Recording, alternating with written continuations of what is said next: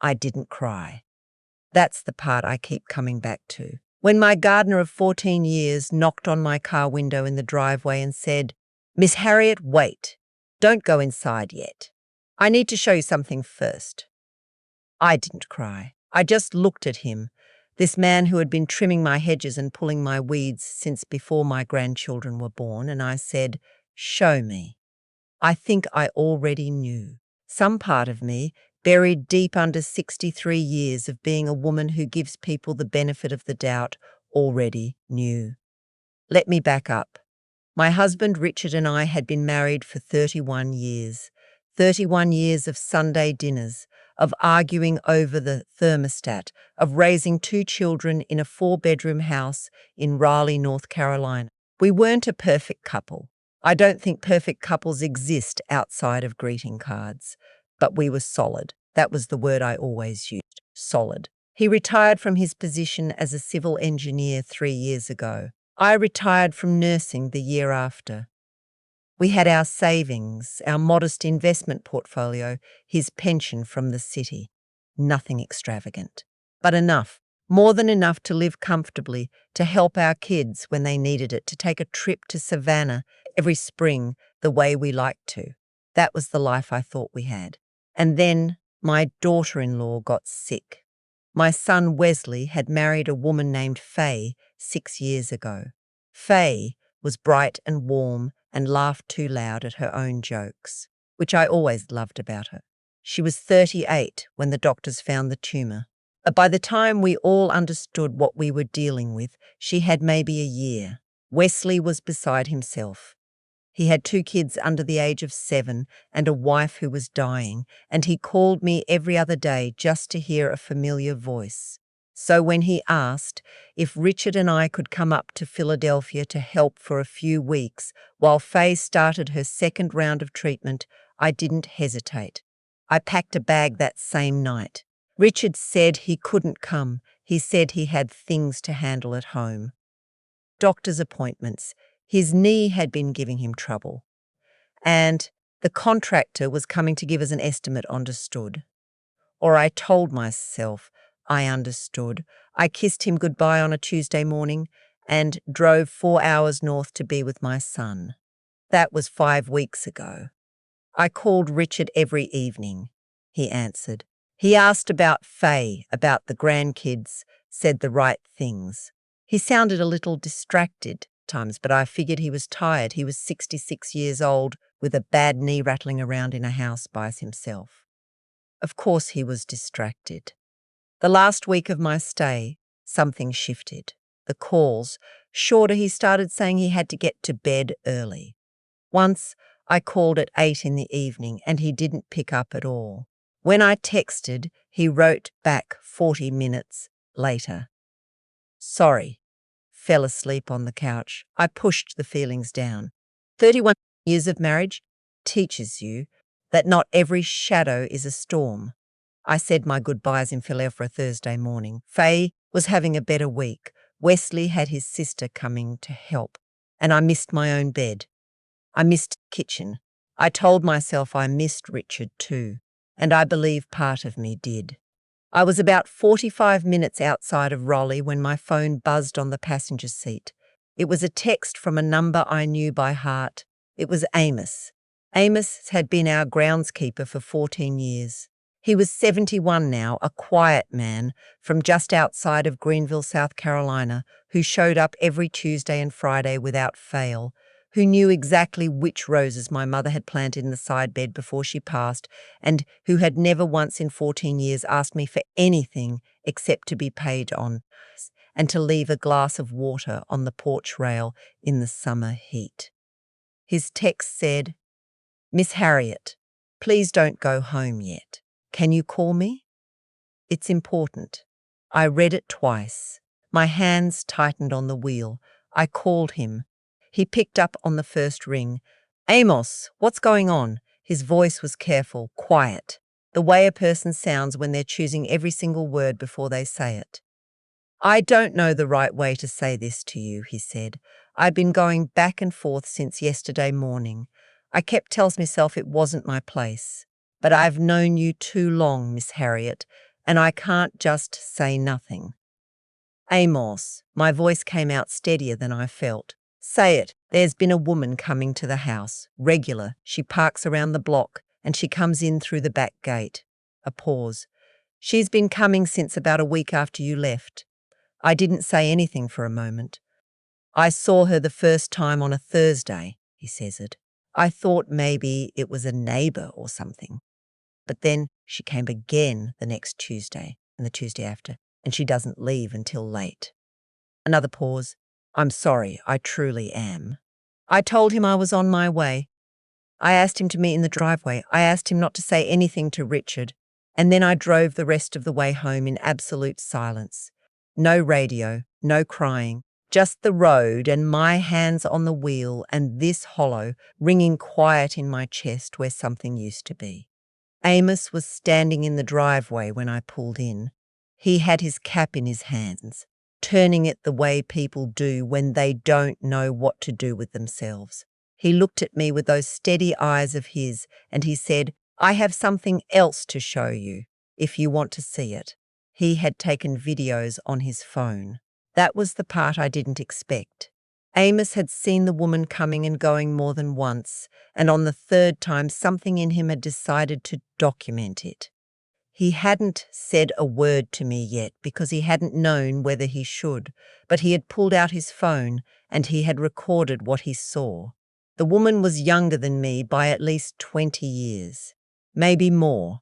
Dark hair. She came through the back gate like she knew the code, which meant Richard had given it to her.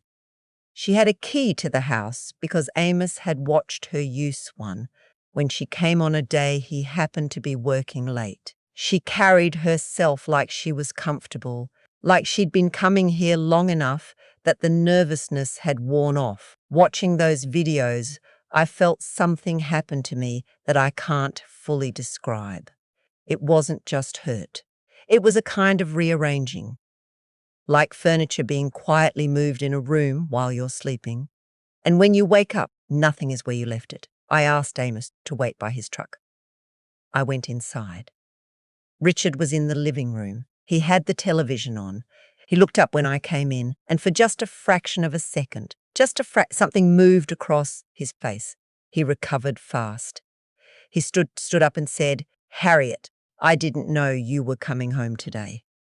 I had told him on Tuesday that I was planning to leave Thursday morning. I texted you, I said. Oh! He rubbed the back of his neck. Right, I forgot. He hadn't forgotten. He had simply stopped paying attention to what I said. I sat down in the armchair across from him. I didn't raise my voice. I've never been someone who raises her voice. I said, Richard, I need you to tell me the truth about something, and I need you to tell me right now before this goes any further, because I am 63 years old and I am tired and I do not have the patience for anything other than the plain truth. He looked at me. He knew. I could see that he knew that I knew. Who is she? I said. He went through the motions, the denials, the confusion, the what are you talking about? I let him go through it all, and then I picked up my phone and I showed him one of Amos's videos, the one where she was using the key. The denial stopped. What came next worsens the affair itself in some ways, because the story that came out of him over the next hour was not the story of a man who had made a mistake. It was the story of a man who had been making arrangements. Her name was Dana. He had known her for almost 2 years. She was the daughter of a man he'd worked with before retirement. 41 years old. She had been coming to our home for 3 months, but that wasn't the worst of it. The worst was the money. About 2 months before I left for Philadelphia, Richard had started moving things around. Small transfers at first, the kind that don't trip any alarms.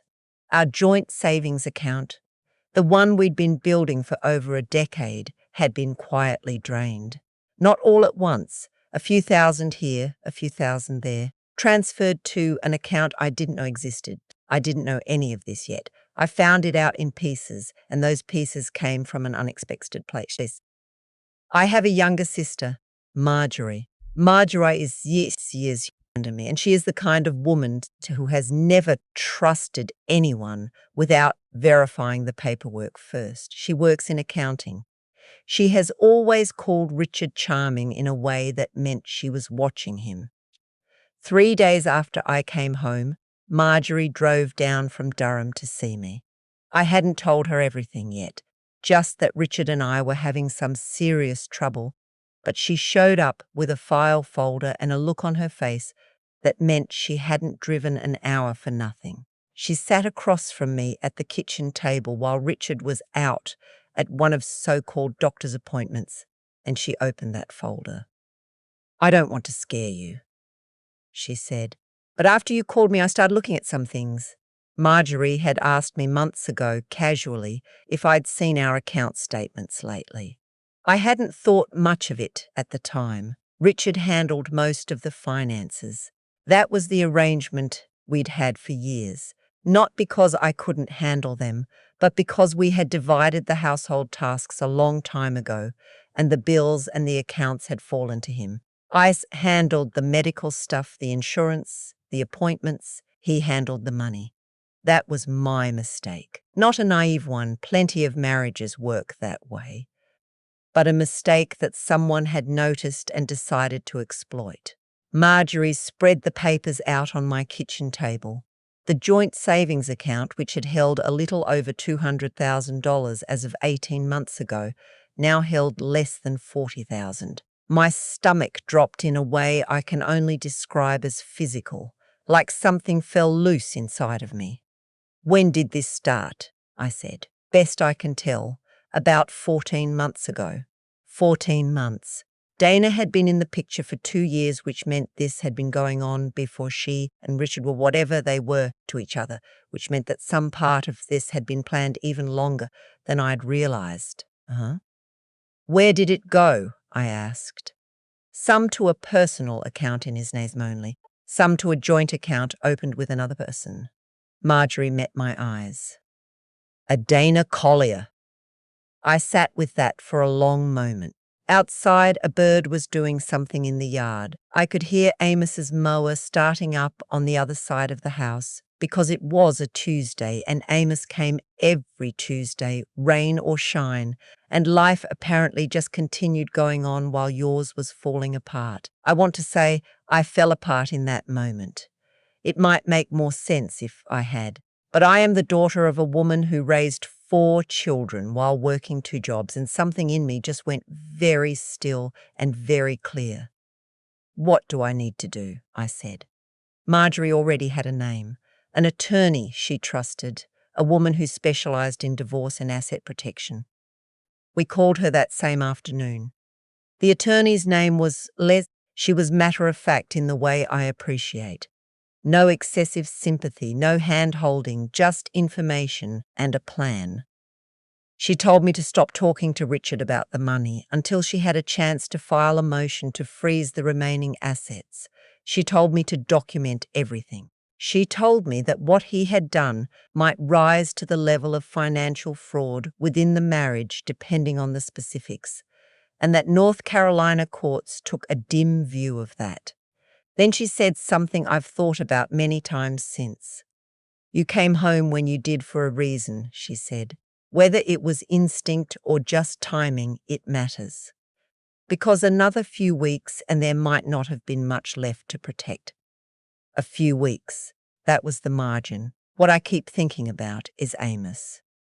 Because I did not come home when I did because of instinct. I came home when I did because a 71-year-old man who trims my hedges for $40 an hour had been quietly watching and had decided that somebody needed to know. When I told my son Wesley about what was happening, his first reaction was grief, and his second was anger, and his third, the one that surprised me, was gratitude toward Amos. He called it looking out for family. He said, "Mom, that man thinks of you as family." And I realized that was true, that it had probably been true for years, and I had simply accepted it the way you accept warm weather in summer, without thinking much about what it would mean if it were gone. Richard moved out in November. He didn't fight it.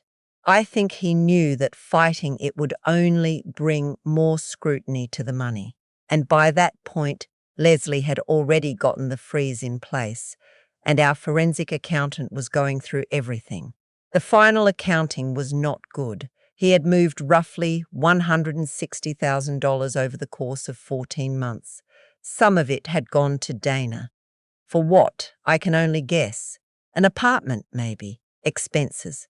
The beginnings of a life being built somewhere else with someone else, using money that had belonged to both of us. North Carolina is an equitable distribution state, which means that in a divorce, marital assets are divided fairly. Not always 50-50, but with the court considering what each person contributed and what each person did. When you add the deliberate dissipation of marital assets into that calculation, the court takes notice. Leslie had handled cases like this before. She knew what to argue and how to argue it. I also discovered through the legal process that Richard had listed himself as the sole beneficiary on a life insurance policy. I had not known he'd taken out on me 18 months ago. I want to say that detail shocked me more than the others. I want to say it, but I'm not sure that's honest. By the time that information came out in the discovery process, I had rearranged my understanding of my husband enough times that I had simply stopped expecting any particular flaw to be the bottom. My daughter Annette drove down from Charlotte when she heard everything. She sat in my kitchen and held both my hands and didn't say a word for a long time. Then she said, "Mama, you have to be so tired." She was right. I was tired, a kind of tired that sleep doesn't touch. But here is what I know now on the other side of all of it. The divorce was finalized in the spring. I received a settlement that accounted for a substantial portion of what had been moved, and the remaining marital assets were divided in my favor given the circumstances. I stayed in the house. I kept 31 years' worth of Sunday dinners and 2 children who knew which parent to call. I also kept Amos. He's Tuesday and Friday. I still leave water on the porch rail in the summer. Last spring he planted a new rose bush in the bed by the side fence, next to the ones my mother put in years ago. He said it needed some company. I asked him once, a few months after everything had settled down, why he had decided to say something that day. He had every reason not to. It wasn't his business. He could have kept his head down and kept mowing and told himself it wasn't his place. He took his cap off and turned it in his hands, same as he'd done in the driveway that day. "Miss Harriet," he said, "I've been working in other people's yards for close to 40 years. I've seen a lot of things that weren't my business and stayed quiet about them." He paused. "But I've known you since before you had grey hair. I know what this place means to you. I know how hard you've worked for it." He put his cap back on. "Some things are too important to keep quiet about." I nodded. I didn't trust myself to say much. "Besides," he said, and there was the smallest bit of something lighter in his voice, "my grandmother always said that staying quiet when you know wrong is being done makes you part of the wrong. She was not a woman who tolerated that." I laughed for the first time in what felt like months. I think about his grandmother sometimes. I think about the women who raised people like Amos, who put things into them that held even decades later, that made them stop in a driveway with their cap in their hands and tell an old woman the truth because the alternative was unthinkable. I am 63 years old. I spent 31 years in a marriage that turned out to have a hidden architecture I knew nothing about. I spent 5 weeks away from home, taking care of my son's family. And while I was doing that, the man I had shared a bed with for 3 decades was quietly building a door out. I am not going to tell you I'm fine, because that word has never meant much to me. But I am clear. I am settled. I wake up in my house, and I have my coffee at the table by the kitchen window, and some mornings I can hear Amos's truck pulling into the driveway. Right on time. The way it always has been. and something in me are too important to keep quiet about. I believe that now more than I have ever believed anything. And